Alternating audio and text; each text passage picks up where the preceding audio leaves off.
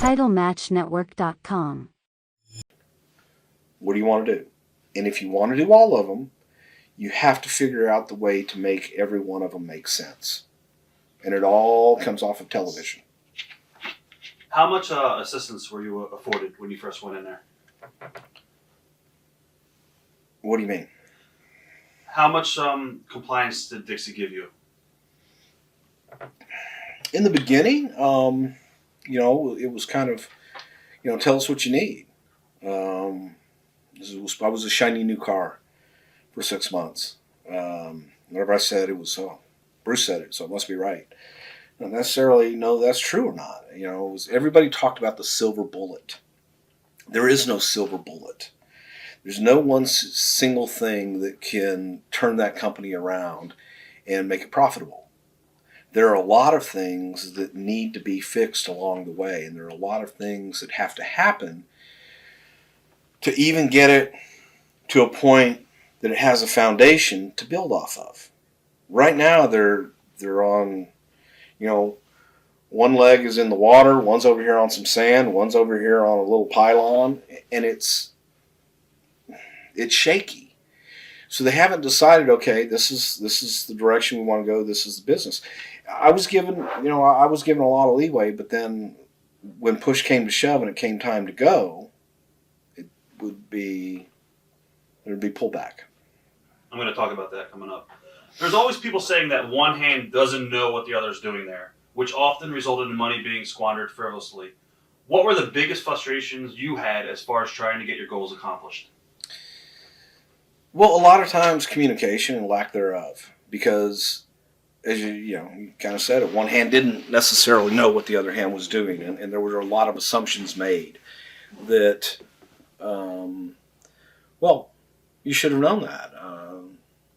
We did it. Didn't I tell you? Well, no. Could you have sent me an email? Well, no, I thought I told you. Oh, no, you didn't.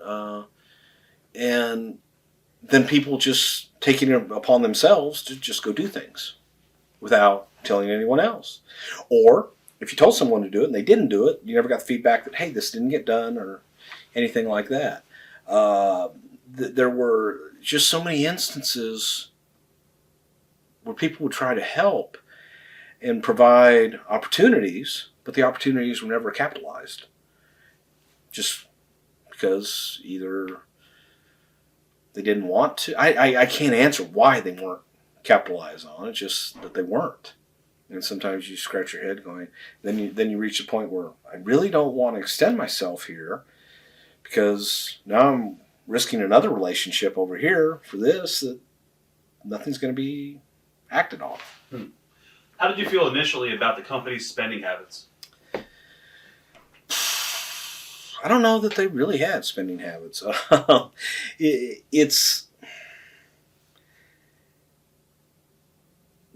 just wasn't a whole lot of consistency. And what I mean by that is that you had one end, you had one extreme over here and one extreme here, and there was very little in the middle.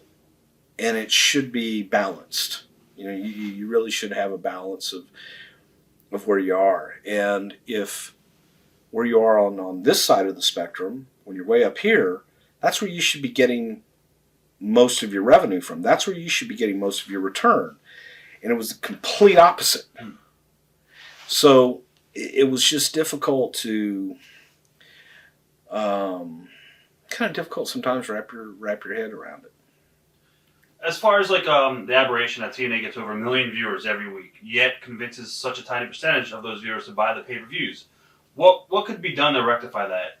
And in reality, how long would it take to change that number to satisfactory levels?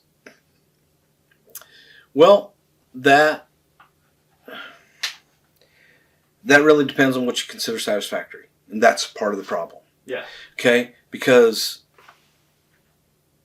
an example would be go on the road, do TV on the road. If we sell 2,000 tickets, we break even. So now the goal is to sell 2,000 tickets. But you're in an arena that seats 5,000 or 10,000.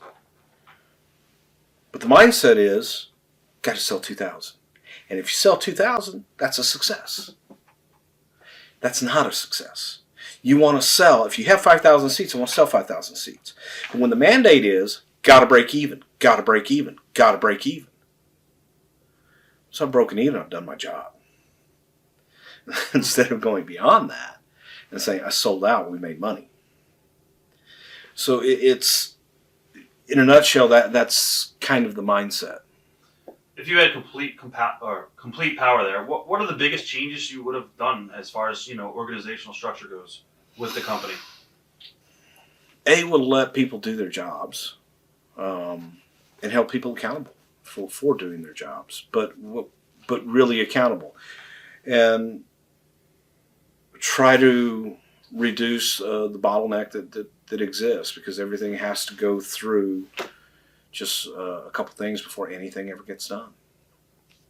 Can you talk about some of the issues dealing with the established talent who were hired, but pretty much took the attitude that TNA was nothing more than a vacation between trying to get roles in the WWE? Well, I could.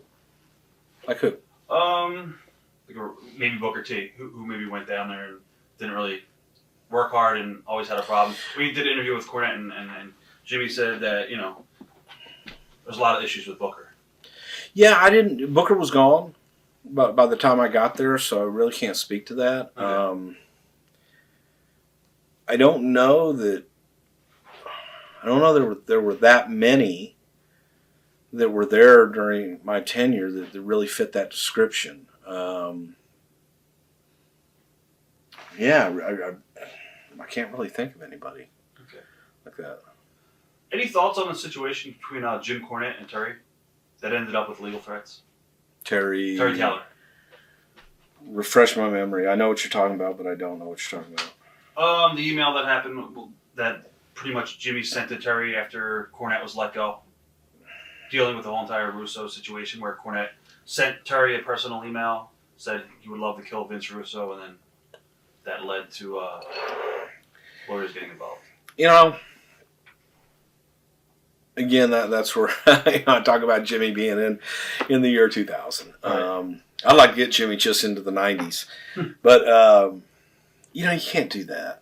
And again, I'm not all that familiar with it. I have heard of it. I do know what you're talking about. But it's just, God, guys, lighten up.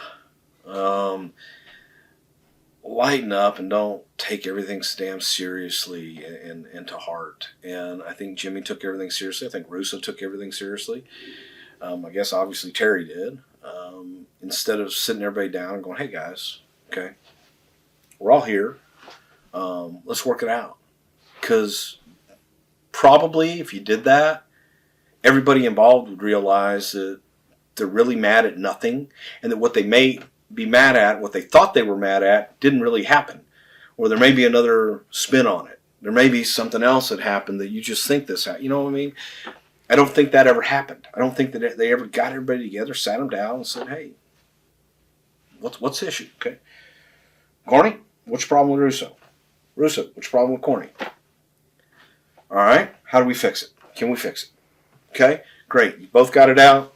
Can we do business together and move on? Leave this shit here and let's go forward. Don't know anybody ever did that. And I think that helps in a lot of situations. Well, I think Jeff was pretty much sent home when everything really hit the fan between the two. So there was really nobody there. And I think Dutch was pretty much gone too. Mm-hmm. They sent him home. Yeah, so I wasn't there, so I don't know. Okay. A lot of people say that Dixie Carter, and I want to get your opinion on this, is the ultimate money mark. And then Eric and Hawk are just stringing her along, pretty much taking her for all she's worth. Now they put her on TV as a heel, which in wrestling you do that when it's almost the end of the line and you want to stroke somebody's ego. What are your thoughts on all of that? Do you think Dixie Carter is the ultimate money mark? Well, I don't know that Dixie has the money to be a money mark. I think that Dixie swayed easily. I think Dixie is gullible at times, and I know Dixie would completely disagree with me. But outsider looking in, I feel she's very gullible. I don't think that she.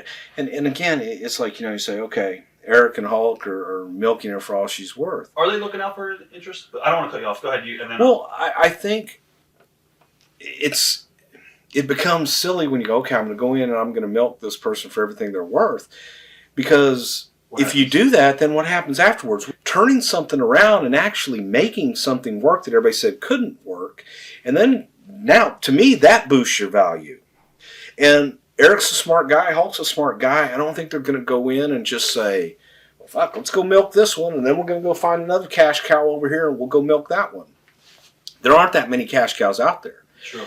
But there are people that are willing to make the gamble if you can prove your worth and you can actually turn something around. So I do disagree with the sentiment that, well, Hulk and Eric are just milking her for everything she's got. They both have reputations. Eric's got as a production company, he doesn't want the stink of, well, he failed over here. To the contrary, he wants to be able to say, hey, man, we took a fledgling company, we turned it around, and we did it. Have they done that yet? Remains to be seen, but I don't think that was ever the intent. What are your thoughts on Vince Russo's exiting from TNA?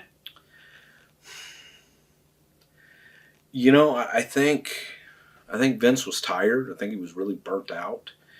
And I think in his mind, it was just time to go. I don't think he wanted to deal with politics. I just don't think he wanted to deal. I think he was just really burnt. They had brought me in, and it was like, okay, Bruce, you can referee this, and you can get in and make the decisions, and you can make everybody play nice together. It wasn't that cut and dry and that simple. You really needed to look at business and figure out what's right for business and who's willing to put the time in and get it done. And I think Vince was burnt. While you were there, Bobby Roode's deal expired, seemingly with no notice. A few days later, Hogan said his was as well, and RVD, and then DOC and Devon, while he was still TV champion. What exactly happened with all of that, with the deals expiring? A lot of the blame is placed on you. Oh, probably all of it was placed on me. Of course, I'm the devil. The Bobby Roode thing was simply a matter of his notice to renew was sent out. Didn't make it to him, whether it was clerical error, I have no idea. From my vantage point, from where I was, I had received every notification that everything was done, that everything was on track, and that it was all done. Until Bobby called me after the fact and said, hey, nothing's been done. We're not on track. And then I said, no, bullshit, we are. And started getting into it. And then it was like, well, and it became a big, he said, she said type thing. So, but it was incorrectly reported in the, nobody, because every week you would sit there and make sure that everybody's stuff was allegedly being sent out. Whether it was or not, I'm not the person that sent it out. So I can't tell you that I put a stamp on it and sent it out or sent a FedEx. I can tell you that I received confirmation from those that allegedly did. Beyond that, I can't help you. Watch thousands of exclusive shoot interviews right now on TitleMatchNetwork.com.